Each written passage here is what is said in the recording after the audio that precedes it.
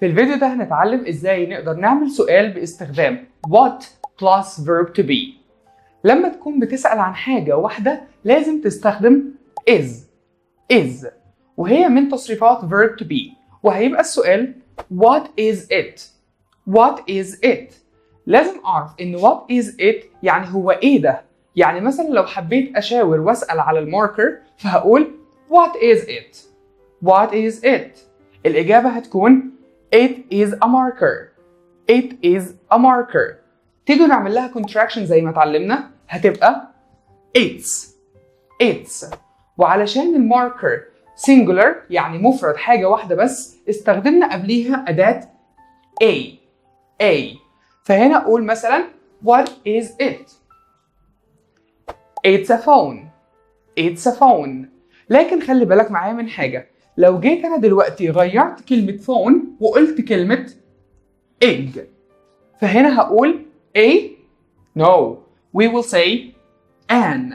هنقول هنا an علشان e is a vowel letter حرف متحرك، فهنا قلت it's an egg.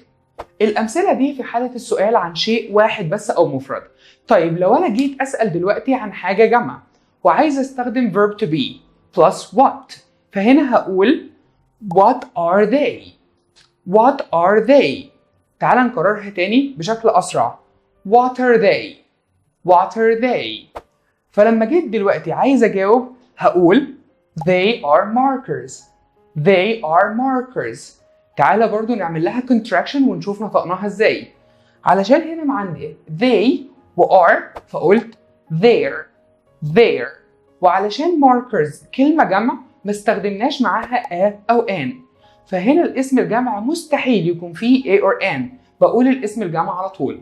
تعالى بقى مع بعض دلوقتي ونشوف بعض الأمثلة ونحاول نجاوبها ب it's a or an. لو جمع هقول their. يلا بينا. تعالى دلوقتي بقى أوريك أول صورة وهسألك السؤال وقول لي هتجاوب ازاي. أول حاجة معانا what is it؟ it's a dog. تاني حاجة what is it؟ it's a book. what are they؟ they're pens. what are they؟ they're books. تعال بقى معايا في الصورة الخامسة، بس دي هديلك الوقت الأول إن أنت اللي تكون السؤال قبل ما أنا أقوله. what is it؟ it's an ox.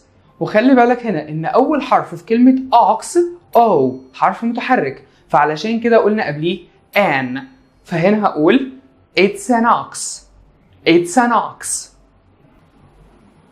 what are they؟ they're trees.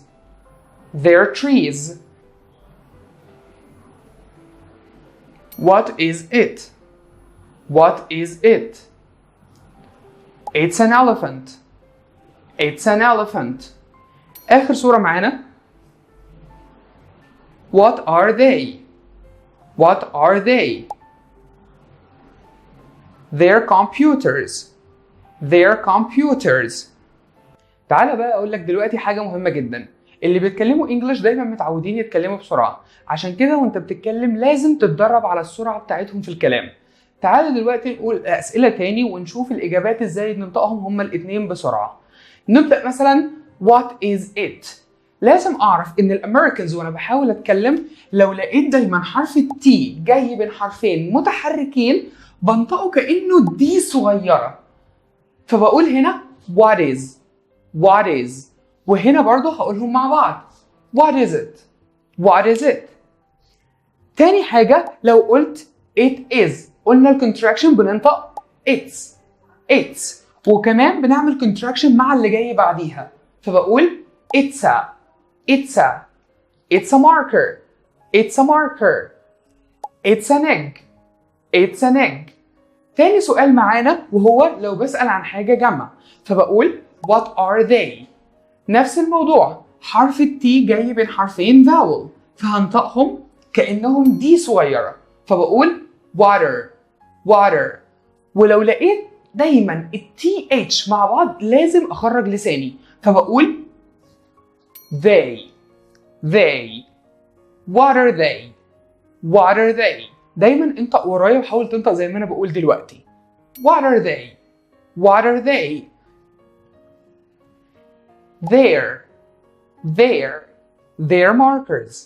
their markers. وبرضو خلي بالك زي ما قلنا في الأول، الجمع مستحيل يكون فيه a or an، فقلت their markers. تمام كده، احنا النهاردة اتعلمنا ازاي نقدر نستخدم what plus verb to be أو مع verb to be. أتمنى تكونوا فهمتوا، ونتقابل إن شاء الله الفيديو الجاي. باي باي. كونسبت، اتعلم إنجليزي صح.